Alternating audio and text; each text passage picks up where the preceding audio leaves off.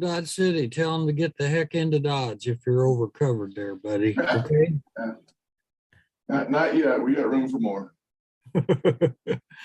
Just kidding. That's all right. It's all good.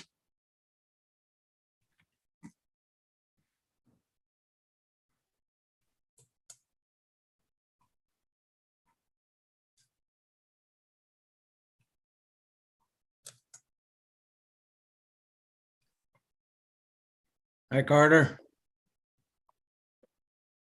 Hi, Ray. How you doing? I'm well, thank you. How about yourself? Doing well too. Thank you. Good. Good to hear. Glad to hear that.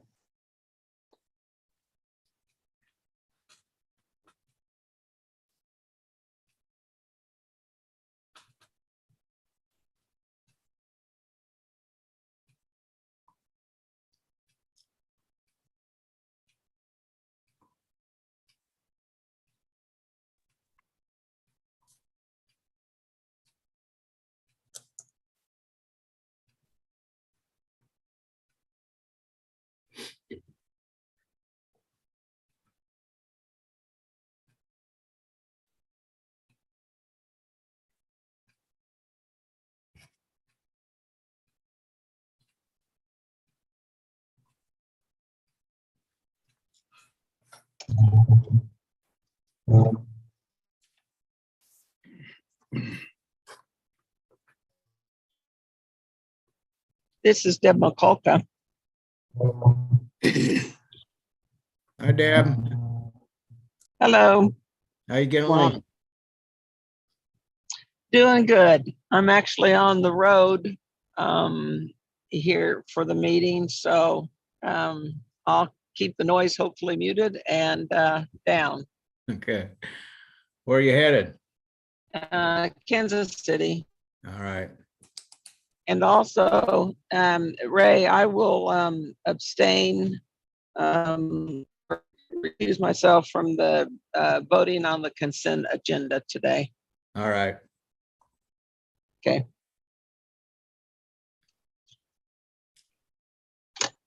All right, I'm going to go mute so you don't hear all this noise. Thank All you. right, thanks. Bye. Hey, Scott. Good morning. How are How you you doing? Doing well, thanks. Had to get back to unmute again, get my mouse over out of that. You'd think as often as we've done this, it'd be just second nature anymore. Uh-huh. I understand.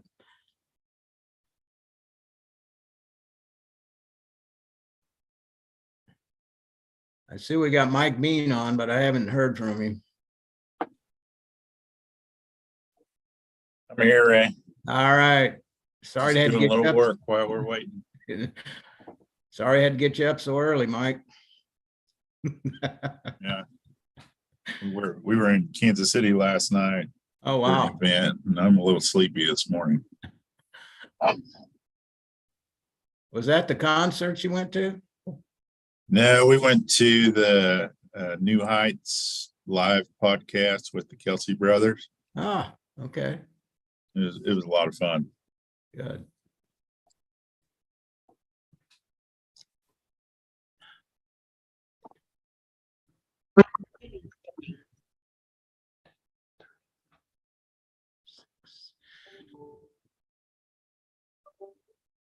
So Susan, who else do we have on as far as TEA members? It's approaching 10 o'clock. Ray, I think Susan's working through something. I may be wrong, but I will start if that's all right. Excuse me, Chair Frederick. I'll start with the ones I have, and I apologize if I miss anybody. I see Member Humphrey, Member Rice. I saw Member McCulka, Member Bean, and yourself so far. Yeah, and I think Eddie's on. Oh, yes, Member Estes too. I did see him earlier. That's Okay. correct. Thank you, Scott. Sorry, sir. I should have caught that better. Well, I think that gives us a quorum, does it not? It does. Yes, sir. Okay. So I'm going to go ahead and call the April 27th, 2023 Kansas Post-Secondary Technical Education Authority meeting to order. Appreciate everyone that has found their way here. We may have some others join us as we move ahead. But we've got a little housekeeping statement that I need to read before we get into our agenda. The statement is, this TEA meeting is regularly scheduled. Conference call meeting is being held via Zoom. Yeah, it was just Tom. And please mute your microphones was the next statement. So please, take heed. TEA members, board staff, and institutional staff who have comments or questions should ask to be recognized. Everyone other than the recognized speaker should keep their microphones muted. Each time you are recognized to speak, please state your name and your title before you begin so that you can be readily identified by listeners as well as observers. For each action item, I will state a motion and ask if someone will make the motion. For each motion made, I will then ask for a second. For each motion made and seconded, I will ask Susan to call the roll to determine how each TEA member is voting and to announce the results of the vote. We will not do a roll call for approval of the minutes, and we do not need a motion, second, or vote for recess or adjournment unless a TEA member requests one. We will not have an opportunity for public comment during this meeting. We will not have an executive session during today's meeting. So with that all said, would like to ask if there are any changes or additions to the agenda as it was presented.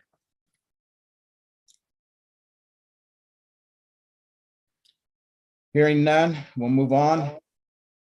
You should have minutes from the previous TEA meeting, March 30th. And that was included in your packet. Just asking, are there any changes to the minutes? If not, I would have a motion to approve the minutes as presented. Mr. Chair, this is Eddie, and I would move for approval, sir. All right, thank you, Eddie. Is there a second? Curtis seconds. Curtis, okay. Any opposed? If not, the motion is carried. Minutes are approved. All right, just asking on our agenda, are there any introductions to be made this morning?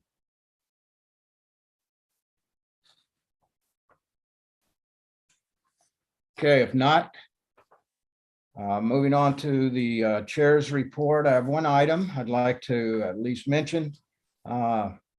I, along with Cindy Hoover and Eddie Estes, and there were others, but from the TEA, we had an opportunity to attend the open house, or at least a tour of the Future Ready Center in Wichita, Kansas. That was on Tuesday, the 18th. And that is a collaboration and partnership between WSU Tech and School District 259. They're working together on this certainly center. It's still coming together, but it's certainly at a point that classes are being held there, and that the focus of the pathway include aviation, sheet metal assembly, composites, manufacturing and production and design, and in addition, the automation and maintenance. And I will say it was well done as far as the facility itself. They're still acquiring equipment and getting things in order, but clearly they are on a good path as far as business and industry in the community and the area as far as supporting the Future Ready Center. Particularly appreciated the opportunity to meet the new superintendent for District 259, Kelly Bielefeld, and clearly he is someone that demonstrates a commitment and I think a passion for technical education. So it was good to at least, we'll begin that relationship with him. They had classes already going inside the facility while we were there. And it was good to see and visit with a number of the instructors, which included a number of instructors from WSU Tech and teaching the high school students. Students will start with a core set of classes and then branch out into fields of their interest. So it was a very good meeting and opportunity, and we're looking forward to maybe coming back once they get farther down the road. I did want to mention, at least thank representative from 259, PJ Riley. He kind of led the tour and the discussion and did a great job. And you could certainly tell from his, just his presentations how committed he is to tech ed. So congratulations to 259 and the WSU Tech for that partnership. Look forward to seeing better things and good things coming out of that collaboration. So, okay, are there any TA members who'd like to report on their activities? This is Dr. Anderson, and good afternoon, everyone. Three more weeks left of school, maybe 4 weeks, depending on where you are in the state of Kansas. All right, so with that, we've had some exciting things that we have seen from a CTE standpoint. The dean at Washburn Tech came and presented, and I invited him to the ICC, the intercouncil government meeting that we have. I'm the chair of that. And one of the things that is important as we continue to look at CTE and two-year colleges is the partnerships. As you just mentioned to our chair about the visit that you had and just the importance of what people are doing as it relates to connections to the broader community. So having said that, he did an excellent job presenting to that group, which that group includes, but not limited to, the mayor, the city manager, every board president and superintendent, but really the entire Shawnee County region, to talk about Washburn Tech and what they're doing and CTE and internships and all of those great things. So there's a broader understanding across the city. Additionally, he'll be having Washburn Tech, which is the school I'm connected with from this board. We'll be having on May 3rd their superintendent partnership meeting for the spring. So looking forward to learning even more there with all of the superintendents that Washburn Tech serves. Their expansion of programs and services, it's pretty incredible with what they're doing as well as their new projects. So that's really the report from our end. And then of course, I have to say something about Topeka Public Schools. And with Topeka Public Schools, we have our first two-year graduate who's is sophomore year. Washburn has a new program at no cost to the student in which they do the early college program, which I know previously other two-year colleges and tech institutions have shared. They already have those partnerships. This is our first student that started 2 years ago. She'll graduate with her associate's degree and high school diploma. And we are excited for Tiajanay Ray's accomplishment. That's really all I have to share. I wish I was there. I had a little gift for everybody like I normally do at the end of the year. Too bad. We'll get it next year. Well, we always have next month. So don't put those things away yet. So whatever that is. So anyway, well, thank you. What a good report. And good things happening there in Topeka and Washburn Tech, no doubt. So who else? Sir, this is Eddie in Old Dodge City. Just a quick, it's been busy, Ray, and because we were all at the same thing there as a result of the KACCTE meeting that had been held earlier in that day. Ray, we had a very good turnout for that meeting and very happy with that. That was in Wichita, right? And Natalie was there in that meeting, of course, one of our TEA members also. Earlier in the month, though, Ray, I had the opportunity to go to Northwest Tech, and what a fabulous things happening up there. But what's interesting, I think you all might get a kick out of, was on the way, I thought I'd just stop real quick in Colby and say hello there at the community college. And Senator Moran was going to be there at 11 o'clock. Now that's standard time, okay? But Ray, then he was going to be over at Northwest Tech at Mountain Time at 11:30, and it all worked out fine. So I thought that was pretty cool. But anyway, in talking with him, I think we have some real support there that we're extremely proud of, and the work that's being done that way. The governor was in Dodge City, Ray, and had the opportunity, and it was very excellent. She went to Dodge City High School, was greeted by the special ed coffee group, and then she sat down and had a round table with the emphasis, for all of you to know this, the emphasis was on special education. It was quite moving, to say the very least. And I want to thank everybody on this call, Mr. Chairman, for all their service and what's really happening with career technical education in the state of Kansas, because it's leading many other states in this charge. Thank you very much. I appreciate you all very much. Thank you, Eddie. Anyone else?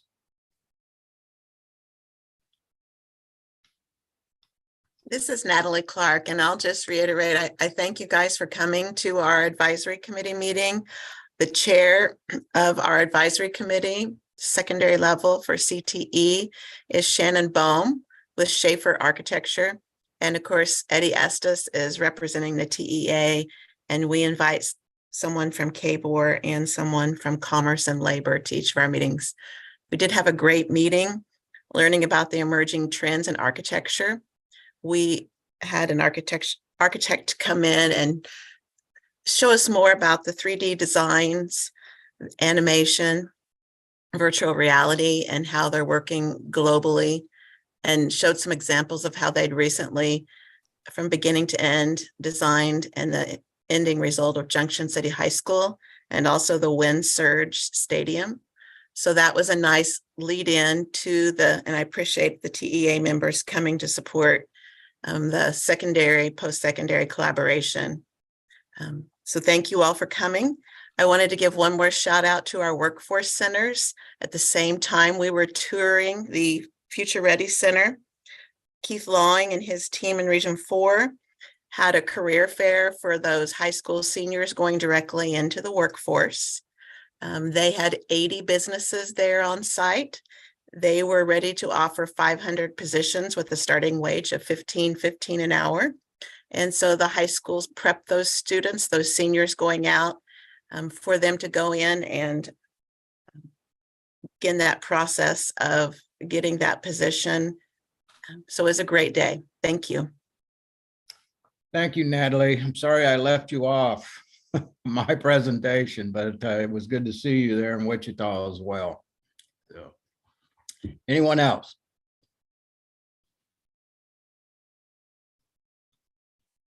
Okay, going once, twice, three times.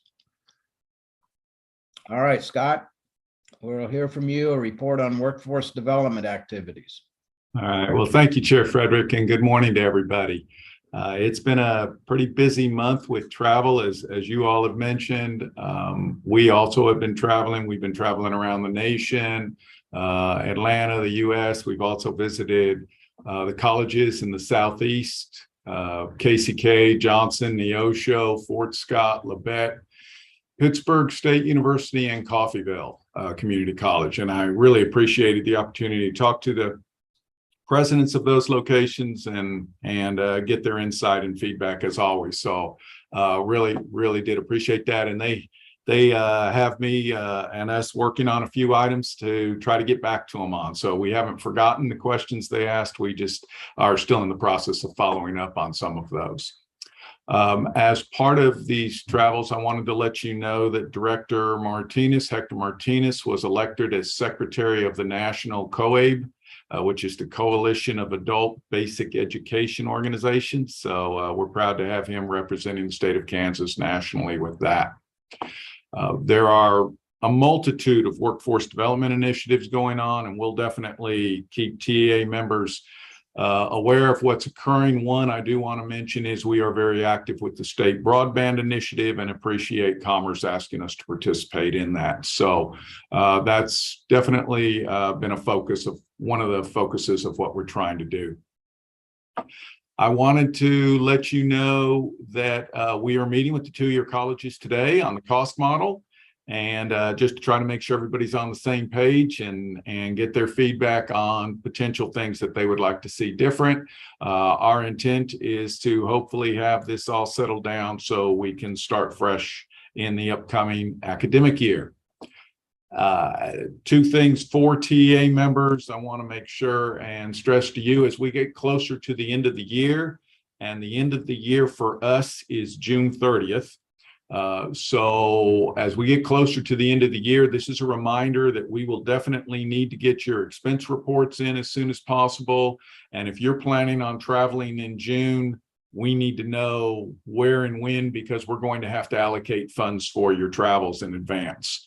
And lastly, this is a reminder that you all should have received a statement of substantial interest request from the Secretary of State. It actually came from Becky Pottebaum in our office. And as a reminder, that has to be filled out by the end of this month, which is Sunday. So if you have not filled that out, please get that information submitted. And with that, I will stand for questions. Okay, thanks, Scott. Any questions, comments of Scott in his report? Sounds like a busy time. So, all right, we're going to hear a report on the community colleges, and Carter, you are now up. Thank you, Ray. So I usually at this space, I usually tell you that I'm going to just report on the reports that were given to me. I am going to actually edit for length because as I have told you before, short to one person is not short to another. So I am going to edit this for length. I hope you've all received this so you have the full report yourselves. And you can, I would encourage you to read it because it's far more interesting than listening to me try to paraphrase it. But we will start. I wanted, Member Clark, I was interested, you mentioned Shannon Bohm and Schaefer Architect before we get started. It has nothing to do with tech ed other than they're the architect that's been doing our campus for the last 20 years.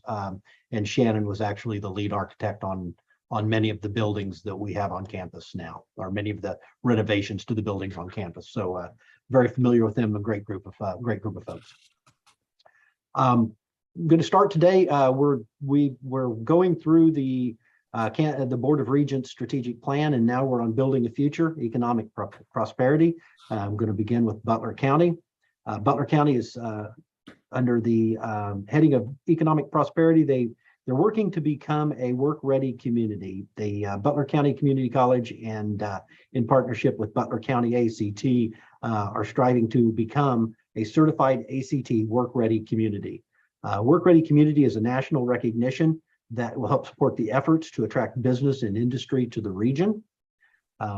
Partnerships and resources will develop to attract and retain a strong workforce pipeline that will be desirable to employers, economic developers, education partners, and communities of Butler County. Every junior in Butler County will be given the opportunity to achieve the ACT National Career Readiness Certificate, and that will just demonstrate their ability and their awareness and exposure to work-based learning. El Dorado Inc., which is another partnership, Butler Community College, and they provide direct support for economic development efforts, attracting and developing potential business industry to El Dorado and to the surrounding areas. Representatives are actively engaged in ensuring that industry partners understand the college's ability to address training and workforce needs and informing potential employers of that ability. Apprentices and internships. Butler Community College is a registered apprenticeship intermediary and related instructional training provider for many existing apprenticeships. They have some new apprenticeship degree partnerships that have been established with the city of Tulsa Independent Electrician Contractors of Kansas, and the IBEW 304 lineman. Since fall of 2022, 17 new employer relationships have been established as a continuing pathway for apprenticeship and internships. Under community and state benefits, many of the community colleges do, many of the community colleges do a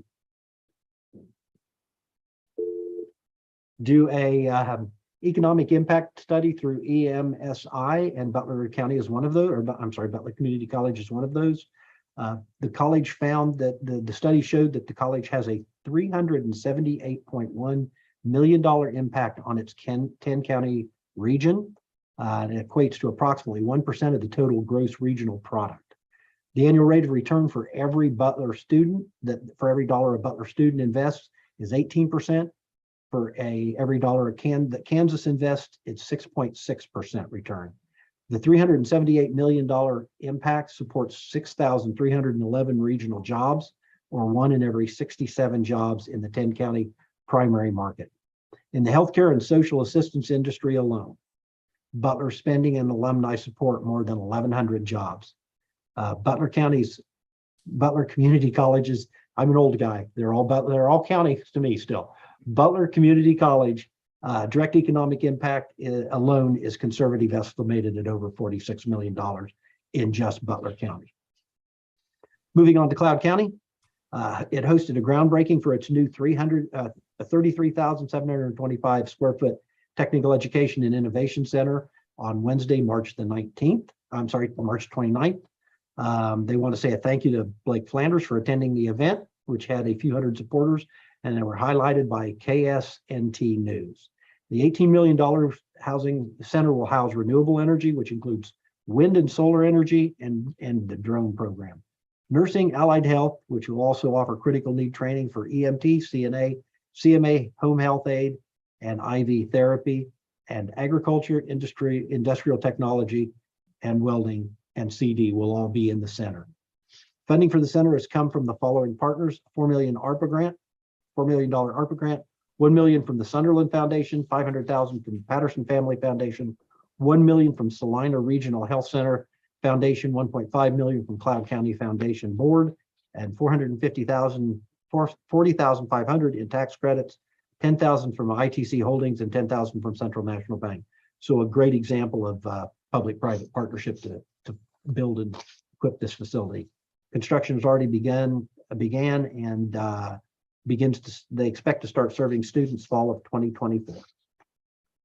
Coffeyville Community College. It's an economic driver in Montgomery County, as many of our community colleges are, and also all of Southeast Kansas. They focus on high demand and critical workforce training. CCC provides training in 15 career and technical education areas. 12 of those are on the high demand, high wage list, and the other programs are critical needs to the area. A majority of Coffeyville Community College's CTE program graduates are living and working in Southeast Kansas. There's CCC provides scholarship access through a variety of scholarship opportunities. They have a 6th grade scholarship with a partnership with local school districts. And it encourages the students to graduate from high school. And then at the end of that, there's a scholarship waiting for them at Coffeyville Community College. There's an early learning center scholarship. That's again another partnership with the local school district, and assists parents who have students in the ELC center to go back and earn a degree or certificate. There's a Montgomery County scholarship that's specifically for residents of Montgomery County to go to CCC to earn a certificate or degree. And then, of course, CTE and activity scholarships to support CTE programs such as nursing, welding, construction, etc., and to remove barriers to completion. Coffeyville employees and students generate over 20 million in support. This is another economic impact study, over 20 million in support to the local economy, and return on investment of each tax dollar $4.65. CCC brings in over 6.25 million in federal dollars to Coffeyville each year. The net economic impact of Coffeyville on Montgomery County is $37.5 million. Coffeyville is a strong partner in Southeast Kansas with the area school districts, the city of Coffeyville, and business and industry by providing access and training to train the workforce to support the local economy. Hutchinson Community College has nothing to do with technical education, but Bill Self was on our campus on Wednesday and gave a great speech. So for all the Jayhawks on the call, Bill Self did a terrific job as a speaker as well as a head basketball coach. Go figure. Economic development at Hutchinson, Excel in CTE has a huge impact. In 2023, over 1,000 students took Excel and CTE courses. Our students were taking courses that align with high demand careers like welding, machining, construction, automotive, healthcare, CNA, etc. Hutchinson Community College is also heavily involved in the apprenticeship and youth apprenticeship space. We are the intermediary sponsor for 11 different registered apprenticeships and provide the related technical instruction for 8 other registered apprenticeships. We currently have over 150 students in apprenticeship programs. We had our first youth apprentice this year, a 16-year-old welder that's taking welding classes from us and works with an area employer. Upon his high school graduation, he will be eligible to continue onto a full apprenticeship program. We sponsor Career Quest. That's a program for area 6th graders that focus in partnership with the Chamber of Commerce. We sponsor Career Quest area 6th graders focusing on career opportunities in different industries in the community. So they visit in business and industries. In 2023, Career Quest took place in March and included all 650 of Reno County's 6th graders. Career Connection Job Fair, there were over 500 job seekers and 200 employers that participated. We held that in the Hutchinson Sports Arena, and it was sponsored by Hutchinson Community College. We have one-day boot camps in automation, robotics, welding, and IT that we're going to be offering this summer. We also have fast-track specialized summer training programs. These are 3-week classes that are paid for by a grant from the city of Hutchinson. They'll focus on manufacturing or construction and will include several company tours. Students will actually earn $10 an hour while they're attending classes for these. Ask KMS, which KMS is Kansas Manufacturing Solutions. They're a partner with Hutchinson Community College. They hosted 20 businesses in November in McPherson and 20 businesses in Hutchinson in March.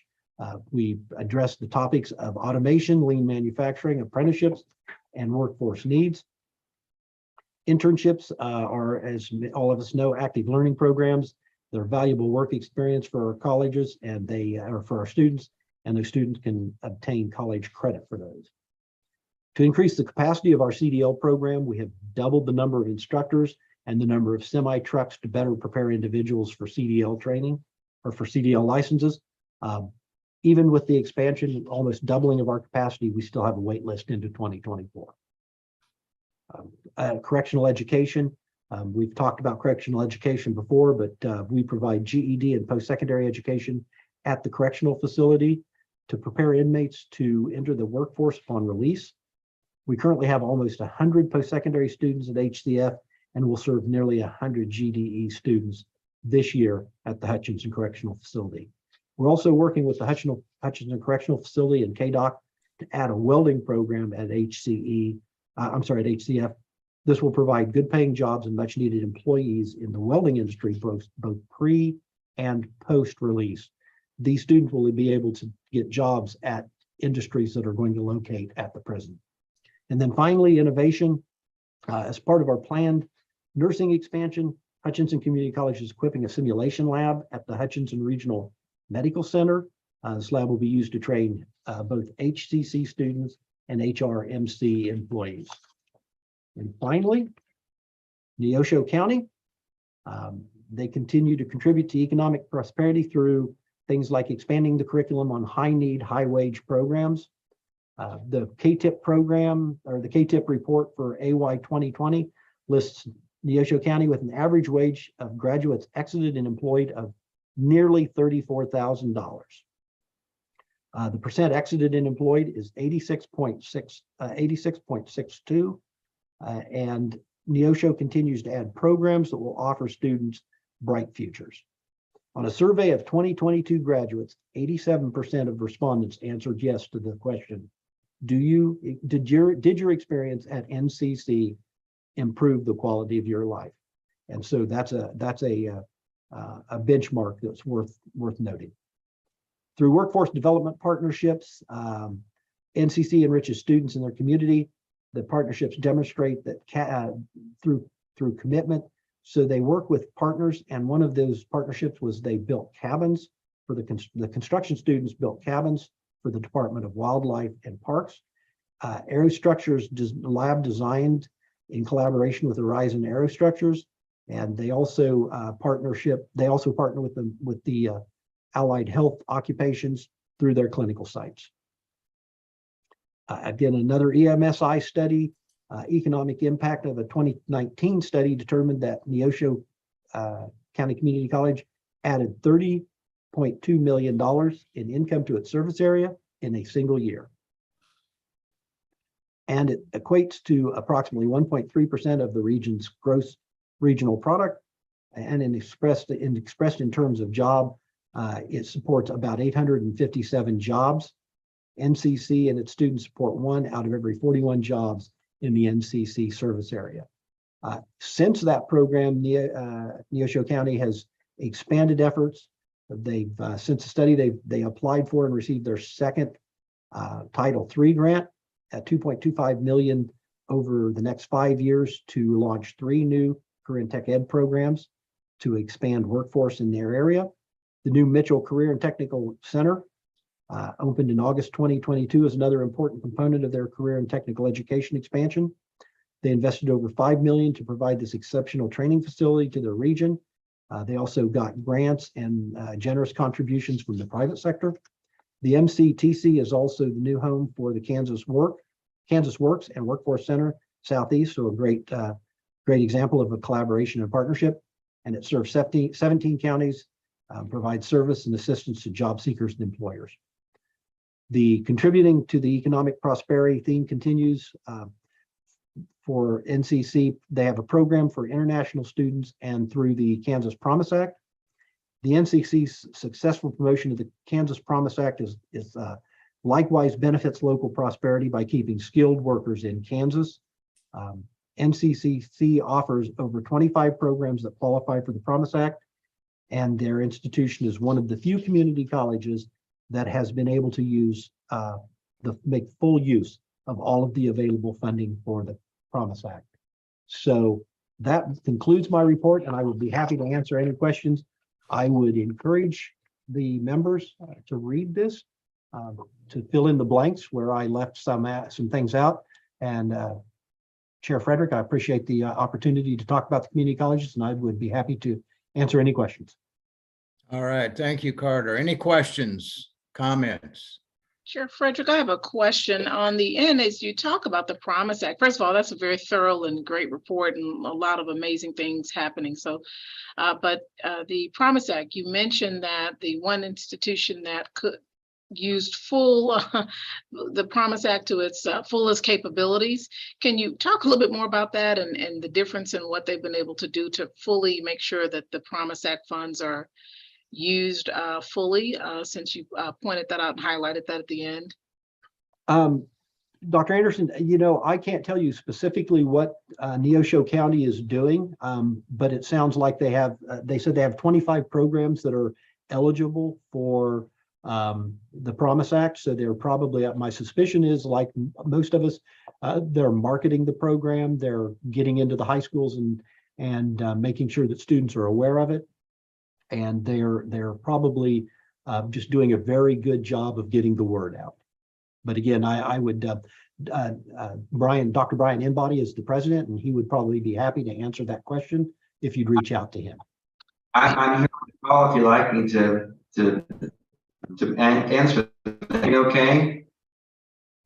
I would love to hear that answer. That's such a game changer for K-12, the Promise Act, and anyone that's using it to that degree. I was just with the superintendent in Neosho, the schools, the K-12 superintendent. So I'd love to hear the answer to that. We do a great deal of marketing.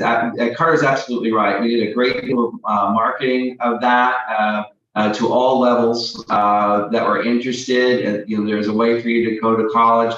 at no cost. We didn't use the word free because sometimes that upsets people, but at no cost. And basically asking that question first. Are you going to stay in Kansas for 2 years? Well, let's talk about the Promise Act before we talk about FAFSA or anything else. Once they said, yeah, I want to be at this major or that major. Now we have a lot of high cost programs. Nursing is not cheap. And so it's easy to use up the money when you have a large nursing program which charges, fees, some large fees that go with it as well. But the books for nursing, I don't know if you know how much the books are for a nursing program, but they're very expensive. And if you can add those to your bill, then you can take it off on the Promise Act.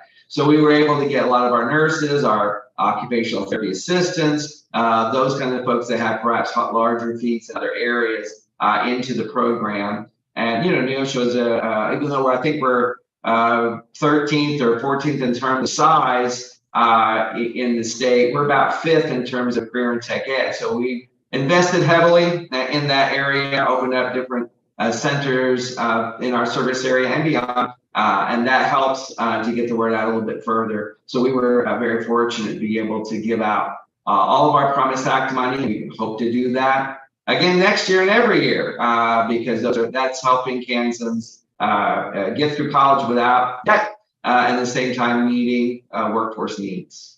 That's amazing. And again, a game changer. Thank you for all that you're doing and for sharing that as well. Thank you. All right. Thank you, Brian. Anyone else have a question or comment?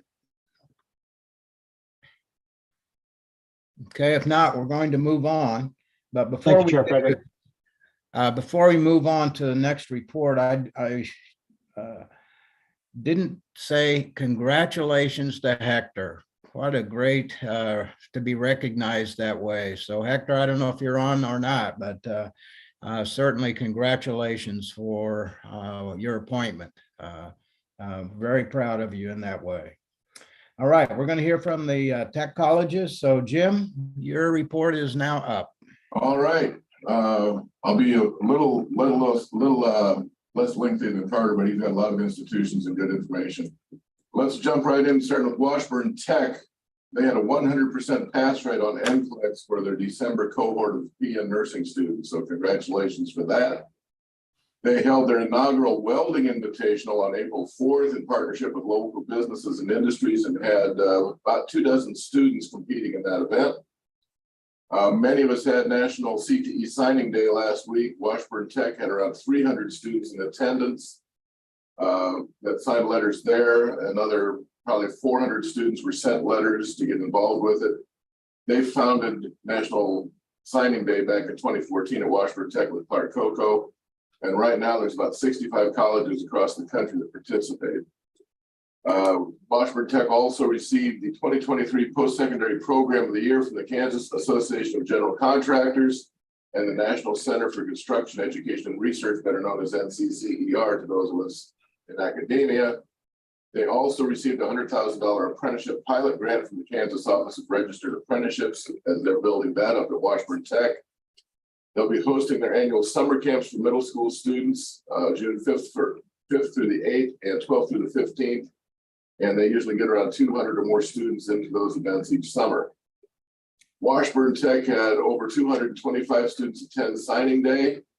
133 of them are enrolled full-time already from the fall semester. They had industry partners, including Spirit Aerosystems, Textron Aviation, Wesley Hospital, Integra, NC3, and Snap-on.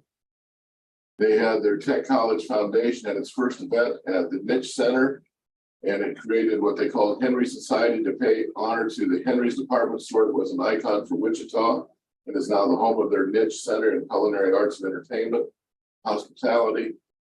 They served Asian cuisine appetizers, had over 225 people in attendance, and had many of those folks make a 5-year pledge of $1,000 to become part of the society. So congrats to Wichita Tech. Flint Hills Tech, their culinary faculty leadership showed off in Skills USA. One of their students brought home the gold, and another student, Ava Kimberly, produced bronze. The gold went to Julia Zinke. Both students competed in baking and pastry arts division. And Ms. Zink will be competing at nationals in Atlanta in June. And I really think we should have those students bring some of their fare to a TEA meeting so we can sample it. I think a good board chair, committee chair here would make sure that happens, right? Their consortia was recognized by ACT with the Application Campaign School of Excellence, helping rural school districts get rural students access to college. Their career fair brought over 40 employers to engage with students and gather resumes. For the third year, they had record donations and attendance at their Gala Night of Inspiration. At Northwest Tech, diesel expansion, they had their ribbon cutting for the diesel technology building April 4th with Senator Moran. It's a 5,000 square foot expansion funded by a federal EDA grant. It contains an in-ground chassis dynamometer and will open up space to take on more diesel students at Northwest Tech.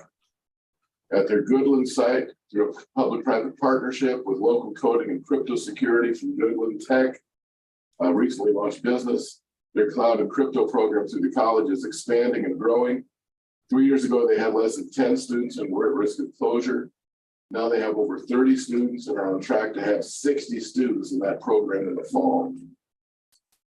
And then congrats to Northwest Tech, North Central Tech, and Fort Hays State, as Governor Kelly signed the affiliation bill recently. So if everything goes on schedule, getting through the HLC accreditation process, the affiliation should be final by June of 2024. At Salina Tech, they're well on their way to constructing their IMA building related to some manufacturing and industrial maintenance and automation programs. And that's a partnership from two private foundations, plus Schlons, AGCO, Salina County, and the Salina Airport Authority. One of their students was featured, a full-page feature in a publication from the local area, One Stop Connection, and I will send all this in to Scott to disperse to you. A student named Michelle Paisley had been like a 20 year CNA student, was not making enough to get by with her and her kids. Went through the Adult Education Center and the AOK program medical pathway and added credentials related to certified medication aid and more, expanding her job opportunities. She passed her GED and was asked to speak at their graduation, and Lieutenant Governor Tolan is going to go meet her because of her success using that program and expanding her abilities for success in the healthcare program. And I'll send you the full story in our report. North Central Tech, again, they appreciate all the help on the affiliation agreement. They had an annual community health fair last Saturday, and that event helps their nursing students share education information, health awareness information, as well as some fun activities for all the participants. And then at signing day, they had about 82 students from 39 schools and had over 400 students participate from 17 schools in their 8th grade day, similar to what we're doing here today. Finally, here at Manhattan Tech, we had just shy of 200 participants at our National Signing Day last week and 30 industry partners. The Manhattan Chamber of Commerce actually sponsored the event for us, kicking in a lot of help and doing a lot of things to raise our level of awareness. Right now with open house, we anticipate between 500 and 600 people on campus today from, like I said, middle school on up to senior citizens. The cool thing with this today, the students in our ESL program, and we have almost 70, they wanted to do something special for open house. So they have an area set up so they can share about their native cultures, costumes, and foods. And about 40 of our ESL students are refugees from Afghanistan that were relocated in the area. So their participation and fitting in is just phenomenal. And then finally, 3 of our industrial engineering technology students were grabbed up quickly by Manco here in town for internships. Manco is thrilled to get students with that wide array of mechatronics experience to go and intern with them and hopefully get a job. And with that, I'd be glad to answer any questions. All right, thank you, Jim. Any questions or comments on Jim's report? Well, TEA members, our May meeting is shaping up with pastries from Flint Hills, wine from Highland, and gifts from Tiffany. So you don't want to miss May's meeting. We're going to have quite a meeting at that time. So anyway, thank you, Jim. Appreciate it. Good work going on at both the community colleges and also our tech colleges. So, okay, we're going to move on to our consent agenda. We have 2 items from the Budget and Finance Committee and 5 items from the Technical Program and Curriculum Committee on our consent agenda. And I would accept a motion to approve the consent agenda. So moved, Dave Rice. Second, Mike Bean. Any questions or comments? Okay, Susan, are you with us? I am. Okay, would you call the roll, please? Yes, Chair Frederick. I have a motion by Member Rice and a second by Member Bean. And Chair Frederick, Member McCulca is abstaining from this vote. Okay. Member Anderson, Yes.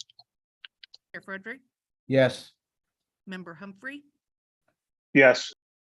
Member Estes, Yes. Member Clark, Yes. Member Sneeden, Yes. Chair Frederick, that completes the roll and the motion carries. All right, thank you. Okay, we have our legislative report, and I understand, Scott, you're going to provide us with that report. Is that correct? Yes, sir. Matt wanted me to apologize for not being able to make the team. All right, we'll try it again. Okay. Matt wanted me to apologize for not being able to make the meeting today, but they are right in the middle of budget negotiations right now. So he is pretty swamped. Matt did want me to, a few things Matt wanted me to share with you. They are in the veto session that began on Wednesday. They are considering veto overrides and trying to put together an omnibus budget before wrapping up their work by the end of the week. They're aiming to be done by late Friday or Saturday. So things are moving very quickly. And that is why he was kind of unable to get away, because they are scrambling all over at the legislature right now. And with that, I will try to answer any questions if anybody has any. Okay, any questions? I know it's a very busy time right there trying to close things out here at the end. So. Okay, if not, we'll move on. And we're going to hear about the 2023-2024 Excel and CTE qualifying credentials. So Sharman? Yes, sir. Thank you, Chair Frederick. Good morning, everyone. So for consideration today, we have the 2023-24 qualifying credential list for Excel and CTE. This is being presented for recommendation then to the Board of Regents. Every year, we as KBOR staff get together with KSDE and the Department of Labor to review the occupations that will compile this listing. And I just want to mention, as I always try to, our ability to create this listing each year is impossible without the diligence and assistance from the Department of Labor. Specifically, Emily Dirksen and Nathan Kessler help us out with this. And they actually provide us an initial list for review that meets both the demand and wage criteria that are used for evaluation. And the criteria for the development of this list is included in your issue paper for reference, but I'd like to highlight that criteria as well, because the requirements for inclusion in this listing are pretty rigorous. So first of all, occupations must be high demand. We know Department of Labor updates that annually, and they have their process for which that they use to do that. So it's got to be a high demand occupation, and it's got to require at least a high school diploma for entry into it. It must also be accompanied by an associated occupationally specific industry recognized certification or license. So for instance, OSHA, very, very important, but not occupationally specific. So when we think about these certifications, we're thinking about certified nurse aide. We're thinking about the American Welding Society certifications, things of that nature. These certifications also need to be attainable by a high school student within 6 months of completing high school or before. The wages for these occupations must be at least 70% of the average annual wage for the state. So for 2022, 70% was $34,776. And again, if the wage does not meet the criteria, but the credential is considered stackable and required for the next occupation level, it can be included. And this certified nurse aide is a great example there, as it's needed for entry into a wide range of healthcare occupations. We revisit this annually for updates. There are some fluctuations that occur a little bit in occupations due to being on the cusp of either being high demand or high wage. We don't see a lot of variation based on the entry level for the occupation or the industry certifications or things like that. So this year, auto collision is being re-added. This was last included on this listing in 2020 and 2021. And again, this occupation happens to be one of those that's on the cusp. And I don't have it in front of me, but I think it's because mostly because of the wage. As we anticipated, aircraft mechanics and service technicians and the associated certifications are returning to the list this year based on their demand and wages. And I would stand for any questions. Okay, any questions or comments from TEA members to Sharman? If not, I would accept a motion to approve the qualifying credentials for Excel and CTE 2023-2024 as presented. So moved. This is Anderson.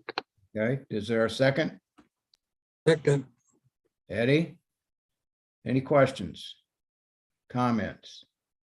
Susan, would you call the roll, please?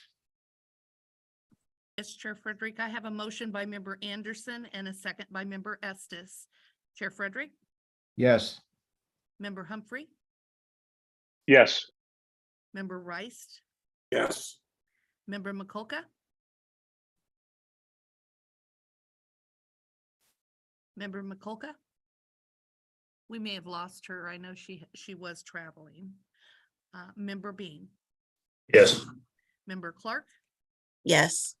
member Sneeden. Yes. Chair Frederick, that completes the roll. The motion carries.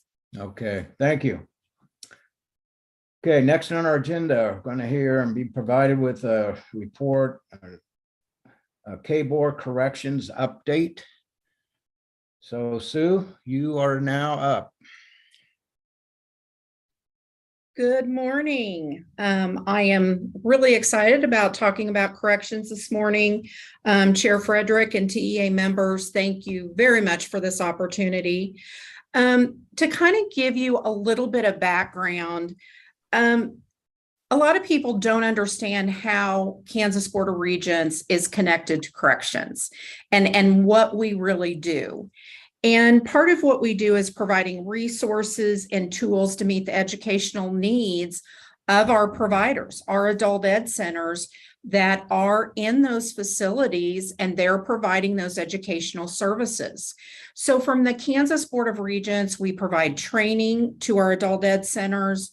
We provide resources. We recently had them in the last year go through boot camp training, which I'm going to talk a little bit about because it's really exciting, within the corrections facilities. And so we really are a support system for those individuals and those teachers and those professionals that are in the corrections facilities. As you saw, we have all of the corrections facilities, and that is state. We do have some that are city. We do have some that are county. However, our city and county corrections, those individuals are usually very short times that they're in those facilities. So not always is providing those services conducive because they're gone so quickly. However, we do some of that when requested. But with Barton County does Larned and Ellsworth. They have 2 facilities. Butler does El Dorado, Colby does Norton, Cowley does Winfield, Hutch does Hutchinson, imagine that. Kansas City, Kansas does Lansing, and then Neosho does El Dorado, Oswego. There is a facility in Oswego, Kansas. And then Washburn does the Topeka Women's Correctional Facility. Some of the things that people really don't think about with corrections education is what are those challenges and barriers? We have individuals that are transferred and they'll be in the middle of GED classes or other courses and they get transferred. And there's a lot of times no warning, they aren't aware of that. So that is one of the challenges. The other challenge is if someone gets in trouble, they're going to be segregated and they won't be able to come to those classes. There's a lot of downtime because in some facilities, they have to physically go and get their students and bring them to the classroom because they cannot be unescorted. There's just a lot of differentiations that you have in corrections that you would not have in a regular adult education center. However, that does not take away from the passion and the love that our people have that are within those facilities. One of the other things that we look at is how many of those individuals coming into our facilities do not have a high school diploma. And when I spoke with corrections, they thought that was around a 65%.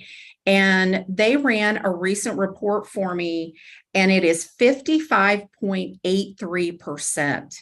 So that is self-reported. So when the individuals come in, they're self-reporting that they do not have a high school diploma.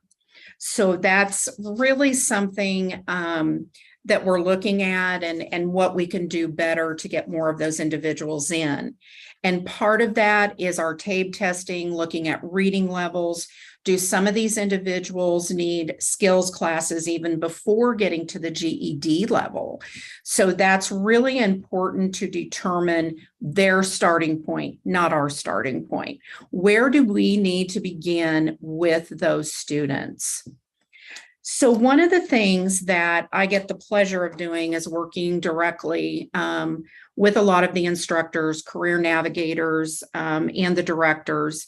And I will say I'd be amiss if I didn't mention my team. It really takes all of us, from those that, from Eric, who does the trainings, to Hector, who oversees everything, to Susanna, who does our data, Laura does our AOK. So it really takes all of us to be engaged in order for this to happen. I gave you kind of a step-by-step process that Lansing showed. And yes, sorry, Vera, I'm kind of going, that Lansing gave us. And as you can see, there's a lot of steps to somebody being involved in corrections. It isn't as simple as Joe saying, hey, I want to take classes, walking into the class and being able to take classes. It isn't that simplistic. And so there are a lot of, I guess, levels that have to be completed before that individual can go into one of our adult ed classes or any classes. And so, again, that's challenging for that individual to go through all of that at times. But I will tell you, from our career navigator, Lansing is just one, which is Kansas City, Kansas again. But Curtis really walks them through this. If they show an interest in adult ed, he really does walk them through and really wants them to get to the end result of being able to take those classes. One of the other challenges, though, with our classes, and it depends on the facility, is some of them may only have 5 or 6 seats because space is limited in our facilities where we can actually have those classes. So in some of our facilities, we may have enough to have 20. In other facilities, we may have a room that can only serve, 5. When you look at the numbers, you can see here that I wanted you to see what size our facilities are, because I don't think a lot of people know what is the largest corrections facility in Kansas, what's the smallest one. And as you can see, Hutch, Lansing, and El Dorado are by far our larger institutions. And then Norton, Topeka, Winfield, Ellsworth, they're a little bit smaller. So one of the things that we look at is how many students can we serve?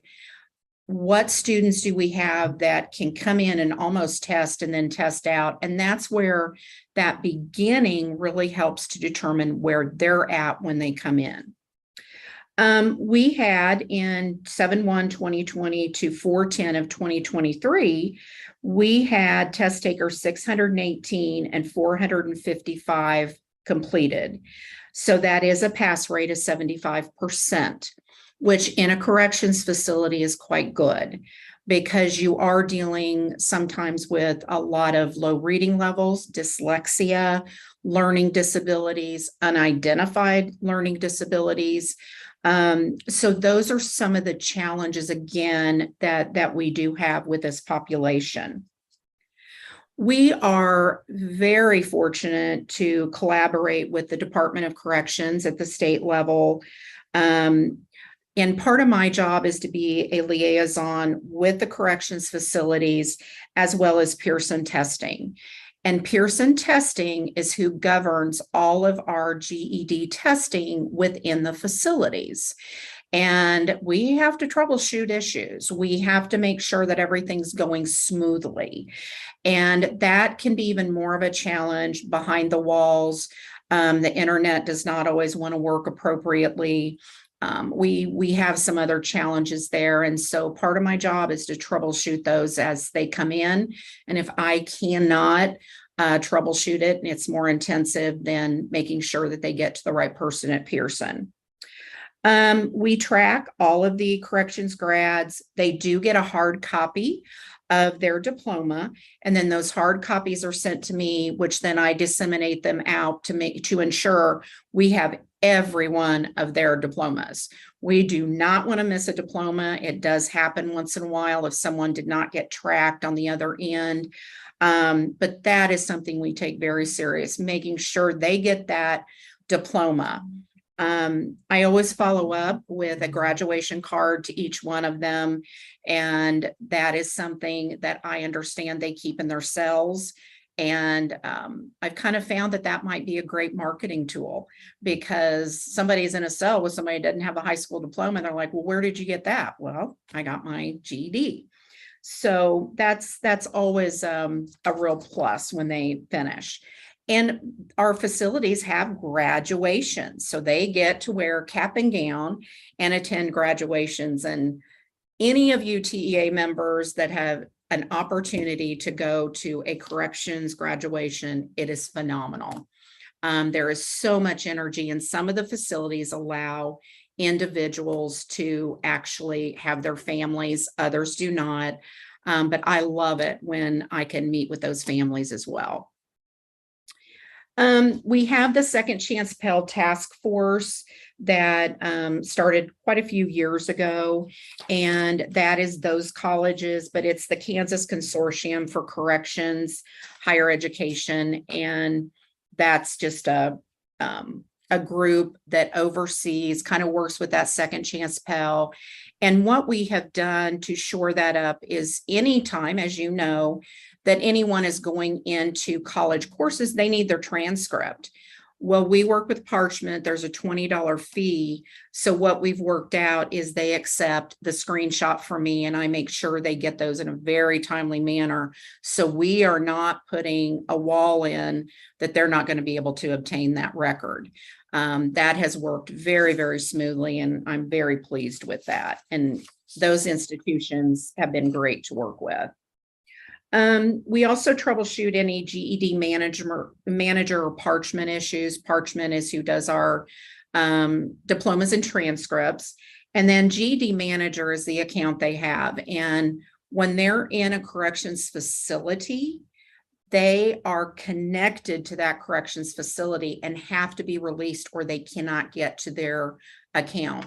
So I do a lot of releasing so they are able to obtain their account once they're out.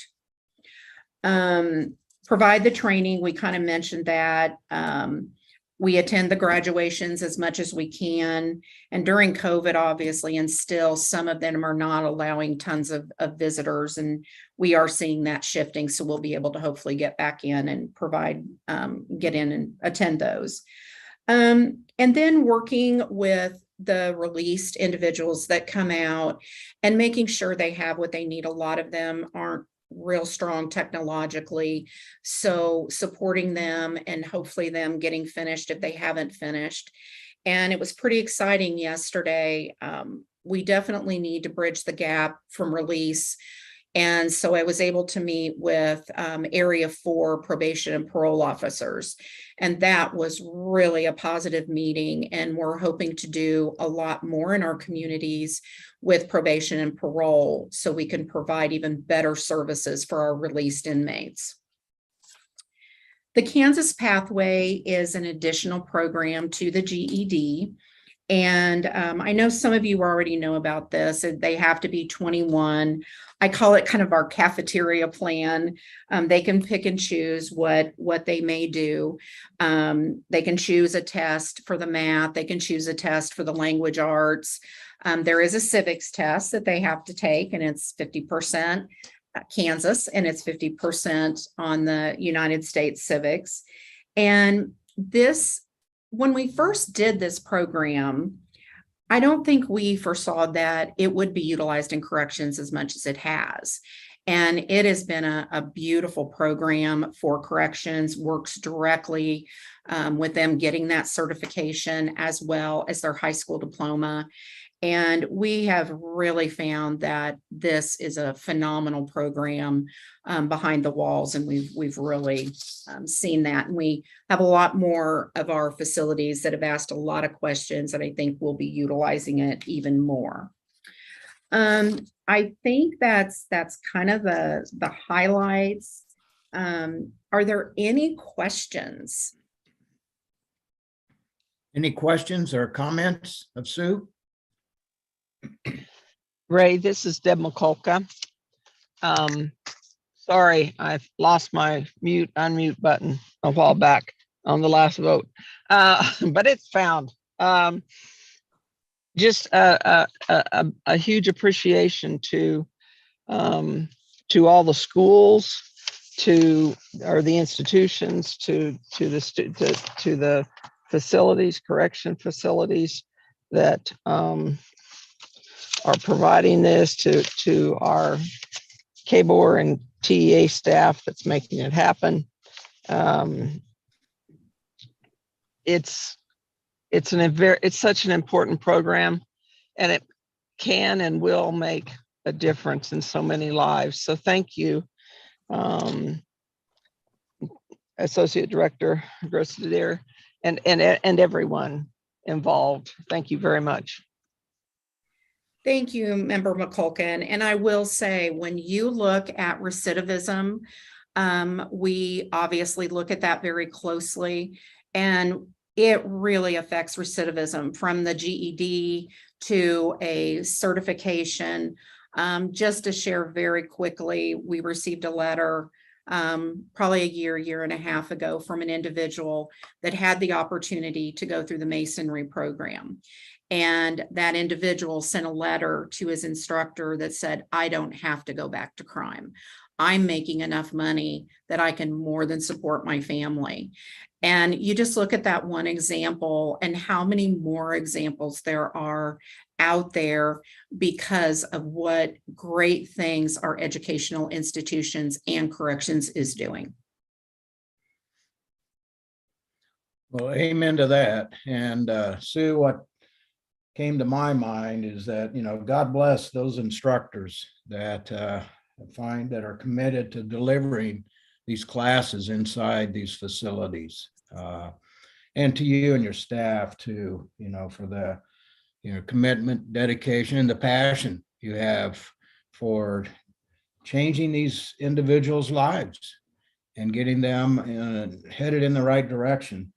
And, you talked about challenges, and what came to my mind was the thought of the greater the challenge, the greater the reward. And so, you look at that way, boy, sometimes, you get frustrated with those challenges, and people disappoint sometimes, but, having the perseverance, the greater the reward. So thank you, Sue, for what you do, and thank you for the report. So, Chairman Frederick, Ms. Grossi-Deer, that was an excellent report. You mentioned about the 58 or so % that don't have high school. Did I hear that correctly? 55.83. Okay, so I wrote it down slightly wrong, but still, it is the majority of students that don't have a high school diploma. That's really very telling about, how we all play in this part of making sure young people get that high school diploma, which apparently has a correlation to where they end up, which we all know that, but from your data, it further reinforces that for K-12 people and superintendents to know that data. That's pretty powerful. Well, and I do want to say your paperwork says 65, and that's what they anticipated. And then they actually ran the report, and that 55.83 is based on the report, and that came after I submitted my paperwork. So there is a differentiation on your paperwork. Okay, so that's why I have it down a little wrong. So, but with that, for you, did that surprise you? As that seems no. So you expect that the majority of people incarcerated are not with high school diplomas. Okay. And I will say, I think the sad fact is when we look at those scores and we see how intelligent these individuals are, that's a sad fact for me, that we have these individuals that really could have had a bright future. And it's our job to turn that around as educators. Yes, ma'am. Yes, ma'am. Well, as has been said, appreciate all that you're doing. I know today our principals are at, some of them, our equity council right now are at the JDC to see which students are in there before they go to the correctional side, the juvenile detention center. And so the piece taking away from what you've shared, that this data that you've shared and all that you're doing, it's the pre-work, what's the preventative work that you're doing, that we need to be doing on the K-12 end, so they never make it to the JDC, interrupting their instruction, and they never make it to being fully incarcerated. Because once they get there, it's really reliance on your work to get them through that point, and then to get them some college credits, which makes an uphill battle. Again, thank you and your entire team for all that you're doing. Thank you. Anyone else? Once again, thank you, Sue. And thank you for your time today. Absolutely. Okay, next I'm going to call on Vice President Frisbee, provide us with an enrollment report. So Elaine, you're next. Good morning. That's not fair, putting me up after Sue's report like that, but I'm going to do my best this morning. I am here to talk a little bit about some enrollment data for the two-year sector. I think you were provided this in your packet of material, so I'm hoping that you reviewed it. I don't plan to go over every slide. That might be a little tedious this morning, but I want to hit the highlights. And if you'll scroll down another page, the information, I happen to be sitting here and talking about these things, but in fact, there are people at every one of the institutions that provide the information that supplies these reports. And they go to great lengths to provide us this information. And it is a tremendous reporting burden that we place on our schools to get this information. So I just want to acknowledge that effort. And I do want to say that we do benefit from that information tremendously, because using that information, we can create things like the degree stats portal. And I hope you've all taken the chance to visit the portal and played around with the program information that can help families understand if they want to do an associate's degree or a bachelor's degree at one of our 32 institutions, what might it cost them? And then what might their wages be once they graduate? So if you haven't been on that website, I would plead with you to please do so. Of course, we also have on the next page, I referenced our key stats reporting portal. Much of the information I show here can be pulled directly by the public from our portal. It's the Kansas Higher Education Statistics website. You simply go to our website and scroll to data and system-wide data, and you'll get to the portal. We have a high school tab that's very specific to our high school students, our secondary students, and the things that we're doing with them. Our overall enrollment data, what we have in credentials, how we're doing with transfer, our graduation rate, which is not the same as the Student Success Index. The Student Success Index was also created as a proxy for graduation rate. It helps schools understand, particularly our two-year schools, understand when they have a student leave their campus and go to a four-year university, we still count that as a success, even though they might not have earned a credential at the two-year school. So we created that Student Success Index for the benefit of the two-year schools so that we understand how students might be migrating around our system. And of course, we particularly leverage the employment and wage data. We have our collaboration with the Kansas Department of Labor on the wage and information that we get from them to match our graduates and what information we can offer to policymakers so that they understand what our graduates are able to do once they do earn a credential. And we have the usual tuition and finance data, which is important for the public to understand. I know the schools leverage that as they're working this summer through their budget workshops. And then, of course, on the next slide, we've got our data books. If you would like a hard copy, a paper copy of the community college or the tech college, or frankly, the Washburn or the State University data books, we can certainly print you one, but they are a PDF file that's posted on our website. Again, under data, system data, you can scroll there and find that information. A lot of helpful information there as well. Scrolling farther down then to the academic year enrollment, and we've talked a little bit about this over the years. Our community college headcount and FTE enrollment has been on the decline. Over the 10-year period we show here, we're nearly a 29% rate in reduction. Similarly, we had a bit of a, for the technical colleges on the next page, we had a different story there. For years, they were on an uptick. During COVID, we had a bit of a downturn, of course, but they are on a headcount basis. They've made a recovery. And I believe next year, as we come ready to do this enrollment report, I predict that perhaps we'll see a little bit of a flattening out of this curve, but yet to be determined. So just differentiating them between the community colleges and the tech colleges, slightly different rates of change. And I just had a reminder here on the next two slides. We talked about this when we talked about the cost model information. Just a refresher that the bread and butter of what our community colleges do, while they do deliver a lot of our technical education, much of what they do is to generate transfer programs to our four-year universities. So the dark blue share of each of the bars there is to show you just a proportion of what our community colleges deliver in non-tiered or non-technical credit hours. And of course, it's quite a different story on the next page for our two-year technical colleges. While they do deliver some non-tiered, of course, their focus is naturally on the non-tiered credit hours, but the scale for what they do is quite a bit smaller. And I wanted then the next two slides just to give you a sense for what kind of programs are the students enrolled in.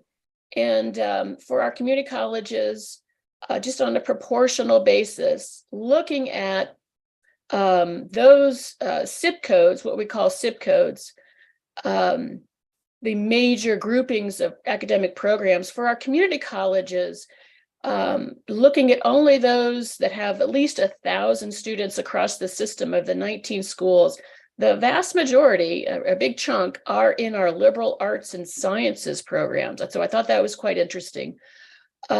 We do have, and for this is also the case for our technical schools, we do have a fair number of our students who are labeled as unknown. And I only point that out because we're going to talk on the next two slides, and the next slide, the growing proportion of our credit hours delivered by or to our high school students, our secondary students, and the application of our secondary students to a program. We don't require our community colleges or tech colleges to have the high school student declare a program.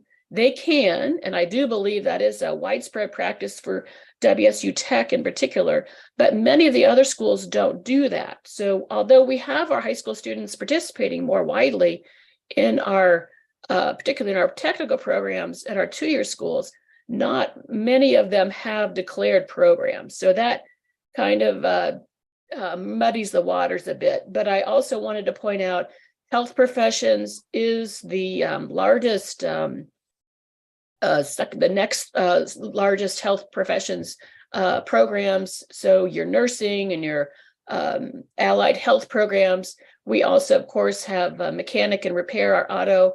We also have a lot of computer and information. We have our precision production, the construction trades, and of course, our business and ag programs. And if you scroll to the next slide, then you'll see the impact, that large blue square. Then again, we have a lot of high school students just not declaring a program. But again, health professions still a very important part in that big yellow square of what we're delivering in our tech colleges. And again, if you have more interest in delving into this, our Key Stats website has a lot of detail, school by school, on this. The next line, the bar chart on the next slide then, offers us, for the community colleges and the tech colleges, just a timeline over the 10 years of how we have encouraged more enrollment of our high school students at our two-year schools and the impact that that's having in their overall enrollment. So about a third, a little bit more than a third of our overall enrollment at the tech colleges now is by high school students, largely, of course, the success of our Excel and CTE program. The next slide, I believe Vice President Smathers talked to you about last month, our college going rate and its decline. And the slide that we typically use with the public has been a percentage, and you can see the percentage rates, but then I think Member Mikulka might have requested the actual figures. And so we provide that in the next slide, try to give you the equivalent numbers of people. So the line across the top is our overall high school graduating class. And then the three lines below it, okay, so of that, how many are we capturing either in our in-state private schools? Are they going out of state to school, and are they coming to our in-state public schools? And so just try to give you those figures there that I hope are informative. And honestly, the next two slides are scrolling down to college readiness. Even as our college going rate has declined, we've also seen a drop in our ACT benchmarks for Kansas. A few years back, we were a little bit ahead of the ACT national rates, and we have dropped below the national averages for our ACT scoring for our graduating students. Now, there's in 2019, I believe, the state of Kansas began a program to pay for high school students to take the ACT or the ACT work keys. So we are seeing greater numbers of students taking the ACT, which could also, of course, affect the outcome. But we just make note for policymakers that we are only seeing now about 1 in 5 of our high school graduates meeting all of the 4 benchmarks. And that when you meet the benchmark, that would indicate to ACT that you are likely to have a rate of a C or better in your grades as you go off to college. And as we enroll more students who are maybe less academically prepared, on the next slide, we give you some of the percentages across the system as to the numbers of our students in DevEd. So on the next slide down, we've got the numbers of students who are enrolling in DevEd. We do not track students that are evaluated. So each college has its own policies on how they evaluate students for DevEd. I think our Vice President Archer is working on some policies related to developmental education, but clearly this is another area we're going to have to be focusing on to help our students succeed. Similarly, on the Pell eligible students, so if you are eligible for Pell eligible, you are a lower income student coming to secondary, and we are seeing much fewer numbers. We are seeing a very large decline in the number of students that we're serving who are low income. There are a lot of questions as to why that might be. No one really seems to have the answer other than we may have just priced ourselves out of the market for some of our students, and in their not understanding their options, and there are a full array of options. Of course, we have price points across the full spectrum from our system, and that's part of what we hope that the Degree Stats website can help people understand, that not everyone has to go to a 4-year university for 4 full years in order to get a degree. And there are a wide array of options for our students, even short-term certificates that are price points that are in the realm of possibility. I do also give you a few slides back some information just on the rate of high school enrollment in our community technical colleges. So again, that tab that we have in Key Stats highlights the numbers of students. We did have, of course, some slight declines in 2022. We, this summer, will collect our 2023 figures. We categorize our high school enrollments. You can be in a CEP, CEP being a concurrent enrollment partnership. You can be a course in the Excel and CTE, or you can just be a student, a regular high school student, not in any formal agreement, but you just decide you would like to take a class either online or on campus at a 2-year college, and you're academically eligible and you're able to do that. So we subcategorize all of our enrollments there for you across the years for your benefit. And of course, the last slide there we have distance education. We are delivering far more education online. We've learned a lot from our COVID pandemic experience, much like our friends in elementary and secondary. The percentage of total credit hours delivered as distance ed, the bar charts to the left simply tell you that the community colleges, it's over 44% of their overall credit hours are delivered as distance ed. And it's a far smaller number, of course, for the technical colleges that are delivering far more hands-on type programs. As a system that includes everybody, it's about a third, including our universities. So our universities, though, on the pie chart on the right, you can see for the number of credit hours delivered online, they're delivering 58% of the total. So last year, 2022, there were 3.6 million credit hours delivered in total, and about 34.4%, again, about a third, were delivered online, and still quite a bit higher than what we were pre-COVID. So even with the COVID change, quite a bit of delivered online. And attached to the data that was provided, I pulled out some numbers on the Promise Scholarship that we published for the legislature this year and the Challenge to Secondary Students Act. I wanted you to have that information. I think there was a question, there was some interest in trends with the Promise Act, but I also wanted to point out the Challenge to Secondary Students Act. We are now, we have a state law that allows, it doesn't require, but it does allow school districts to pay for their high school students who are academically eligible to take post-secondary classes at the expense of the school district rather than the student. So a benefit for our students who are able to do that. So I provided you some information on that, just so that you have that at hand. These are both relatively new initiatives, so we don't really have trend information yet.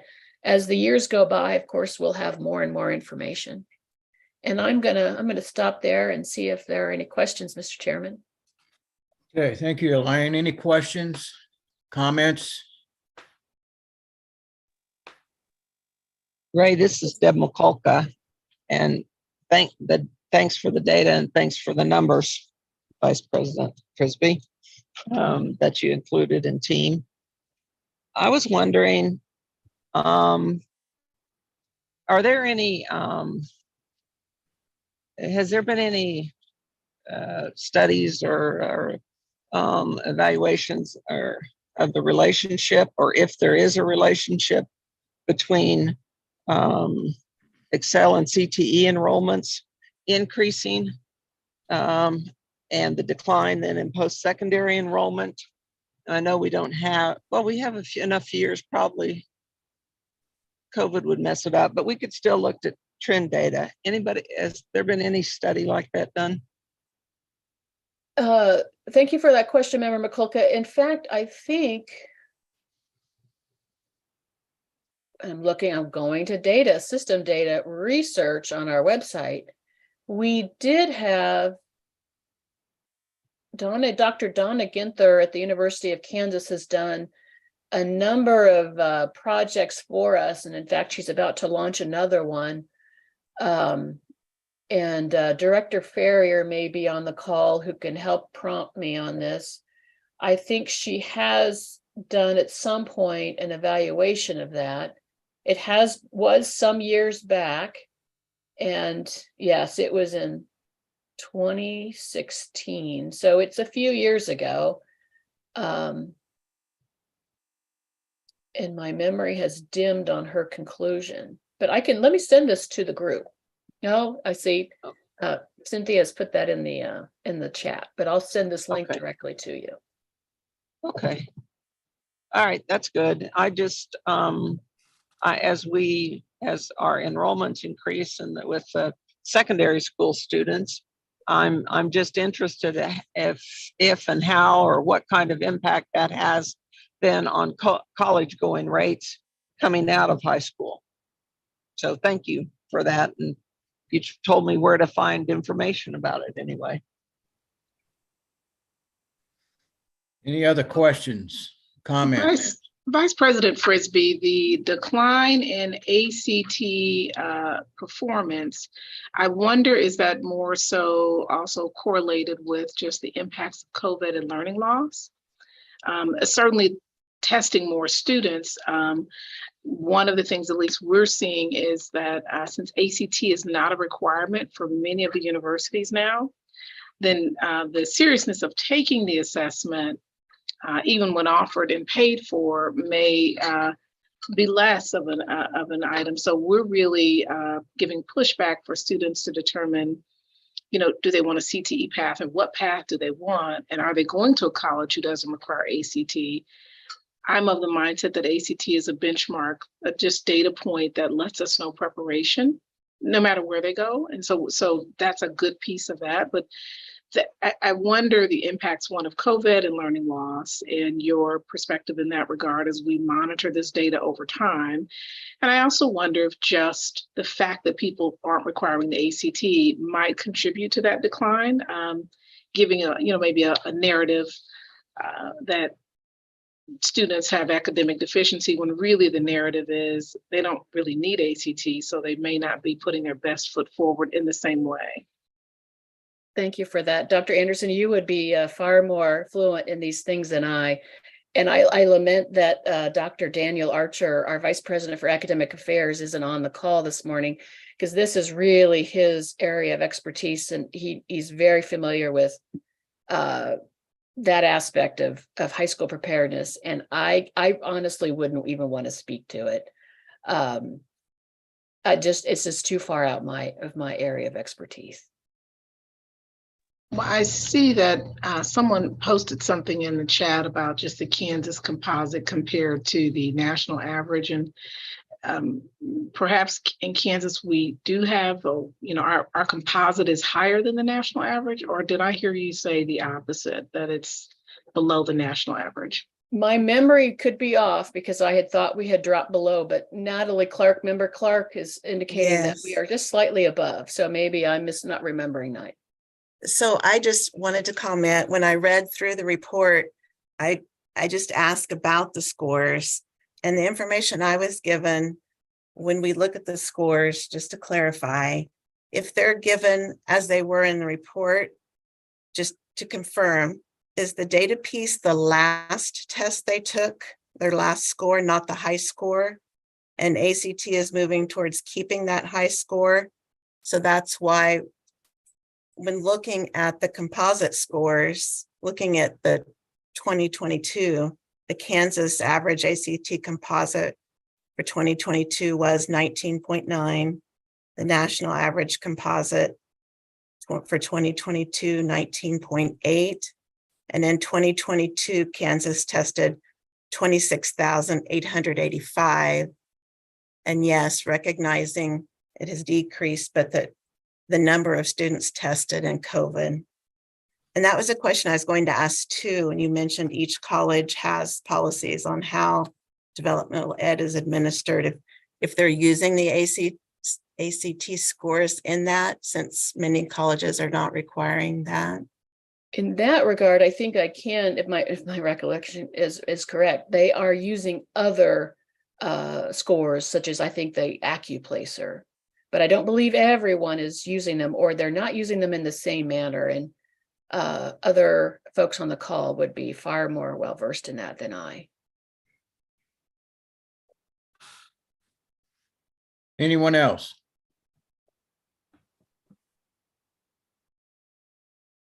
Well, Elaine, thank you. All right, thank you. A lot of work to be done, no doubt. Okay. All right, we're going to move on. And Sharman, you are next in our agenda for Excel and CTE trends. Yes, sir. Thank you, Chair Frederick. During the last meeting, an update on participation trends for the Excel and CTE program were requested. So highlighted here is information on participation as far as headcount, credit hours that are generated, and then the industry recognized certifications that have been earned. And again, it's labeled credentials earned here, but this is referencing the certifications that you all approved just a short time ago. And you will also see then a quick reference to show the state funding appropriation versus the calculated cost for each year. And I would also just mention to you that this report is located on the KBOR website under Workforce Development, in the event that you would like to reference that for discussions with other audiences or what have you. And I would stand for questions again. Okay, any questions, comments of Sharman? All right. Thank you, Sharman. Thank you. Good information. All right, we're going to turn our attention to the FY 2025 appropriations request. So Scott, I think you're the one leading this discussion. Yes, sir. And it'll be relatively short today because I did not get anything from any TEA members or from either the community or tech colleges as far as what they want for this. But as a reminder, next meeting, if the TEA is going to make any recommendations to the Board of Regents as to the allocations that they would like to see the legislature provide to the two-year sector, funding allocations to the two-year sector, we will have to do that at our next meeting, as it's our last meeting for the year. And so at this time, I know I have had a couple that have come in though from out that our group has been putting together. One is we'll be submitting the idea of additional adult ed funding as far as a match for the state, which includes adult ed, includes the GED, high school equivalency, things like that. And in addition, we'll be looking at micro internships, maybe a request that TA might want to consider for that. So we'll be putting those ideas forward. One other thing at this stage, based off of last year's allocation, it looks like, and this could still change because the omnibus bill is not done. So at this stage, though, from what I've seen, the legislature has funded half of our request for one-time internal IT, networking, cybersecurity help for the two-year colleges. So it might be something that the TA wants to consider asking for, I'll say the second half next year as a consideration, or just re-asking for a whole different amount, whatever that amount might be. So those are some ideas, but if you have anything else that you as the TEA would like to request or ask for from the legislature for our colleges, and it isn't for, I'm going to say the money wouldn't be allocated next year, it will be the following year. It's you're looking a year out when we're doing this. So please let us know. We'll put this list together and have it ready for our meeting, but would love to have ideas before the meeting so we can put them out and people can think about it. And if there's any data that we need to get, we can try to get that for you. And with that, I'll stand for any questions. Any questions related to the appropriations request? I think providing us with that list sometimes will spark some ideas too. So I think that would be good for us to receive that as a reminder too, you know, what we've requested in the past. So, good. Any comments or on that? Mr. Chair, this is Eddie. Yes, I totally agree with that, what you just said, Ray. The problem sometimes we run into across the street is a very clear understanding of what we're talking about. And that's no criticism. That's just the way it is over there at times. So we need to all do the best we can in very, very clearly explaining why we need what we need to do the best we can for our students. That's just cut and dried, Ray. That's the way I see it anyway. Thank you very much. Yeah, thank you, Eddie. Anyone else? Okay, we're going to move on to the next item is the 2024 calendar. Hopefully you've all had a chance to look at the revised calendar in your meeting materials. You'll note that we've had a few revisions made after the discussion at our March meeting. Specifically, the meetings near the Thanksgiving and winter holidays, both of which were suggested to be held remotely. In addition to maintain the number of face-to-face meetings, the August and October meetings were made face-to-face, while September meeting is now virtual. So here's on the screen, we can see what's been proposed. Hopefully you've looked at that.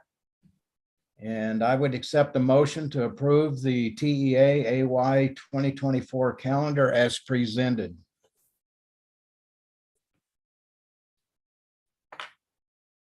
Mike, Ray, this is Mike. I'll move to approve the calendar. Sorry. I'll second Dave Rice. Okay, Dave. Any questions? Susan, I'll need you to call the roll, please. Yes, Chair Frederick. I have a motion by Member Bean and a second by Member Rice. Member Anderson. Yes. Chair Frederick. Yes. Member Humphrey. Yes. Yeah. Member McCulka. Oh, yes. Yes. Estes. Yes. Member Clark. Yes. Member Sneeden. Yes. That concludes the roll. The motion carries. Okay, thank you. All right, we're going to hear from Scott about elections of TEA officers. Okay, every year, once again, we elect a chair, the TEA elects a chair and vice chair. That will be done at our next meeting in May. If any of you have an interest in serving in any of these roles, please let us know. And we will make sure and put them forward. That's really what I wanted to remind you of. If you have an interest, please let us know. Thank you. All right, and also a reminder that our next meeting is May 25th, and that will be at the KBOR offices. So we'll look forward to seeing everyone at that time. And if there's no other business, I move we are adjourned. Second. Thank All you. right. Yeah, thanks to all. Thanks. Bye-bye. Thank you. Take care.